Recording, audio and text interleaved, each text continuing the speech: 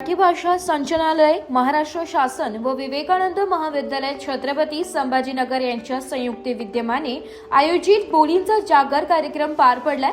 या कार्यक्रमात बंजारा समाजातील पारंपरिक वेशभूषा, लोककला, लोकनृत्य सादर करण्यासाठी छत्रपती संभाजीनगर मधील कन्नड तालुक्यातील सीतानाईक तांडा या गावाची निवड झाली असून या निवडीमुळे गावाचे सरपंच तथा शिवसेनेचे उपजिल्हा प्रमुख केशवभाऊ राठोड व गावातील नागरिकांकडून आनंद व्यक्त होत आहे।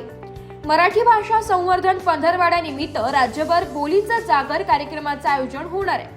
मराठी भाषा संवर्धन पंधरवड्यानिमित्त राज्यभर राबविण्यात येणाऱ्या बोलीचा जागर या महत्त्वाकांक्षी उपक्रमासाठी सन्माननीय डॉक्टर प्राध्यापक केशरचंद राठोड यांची मराठी भाषा बोली अभ्यासक व बोली तज्ज्ञ म्हणून निवड करण्यात आली आहे। त्यांच्या या निवडीमुळे मराठी भाषेच्या विविध बोलींच्या अभ्यासाला व संवर्धनाला नवी दिशा मिळणार आहे। मराठी भाषा संवर्धन पंधरवड्यानिमित्त महाराष्ट्रातील 36 जिल्ह्यांमध्ये बोलींचा जागर हा कार्यक्रम आयोजित केला जाणार आहे।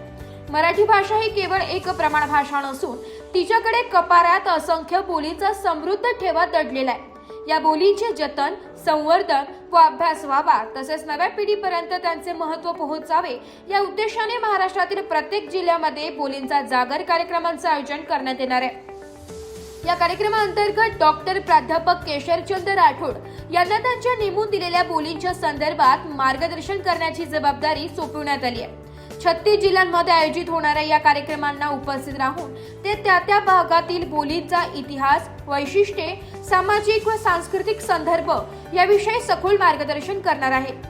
मराठी भाषा बोली अभ्यासाच्या क्षेत्रात डॉक्टर केशरचंद राठोड यांनी केलेले संशोधन, लेखन व दीर्घकालीन योगदान सर्वपरिचित आहे। त्यांच्या अभ्यासपूर्ण मांडणीमुळे विद्यार्थी, संशोधक, शिक्षक तसेच सामान्य नागरिकांमध्ये मराठी बोलींच्या प्रति जागरूकता वाढण्यास निश्चितच मदत होणार आहे। मराठी भाषा संवर्धन पंधरवड्याच्या निमित्ताने राबविण्यात येणारा बोलींचा जागर हा उपक्रम मराठी भाषेच्या मुळाशी असलेल्या लोकभाषांचा सन्मान करणारा ठरणार असून डॉक्टर केशरचंद राठोड यांच्या मार्गदर्शनामुळे हा उपक्रम अधिक प्रभावी व प्रेरणादायी ठरेल असा विश्वास व्यक्त केला जातोय।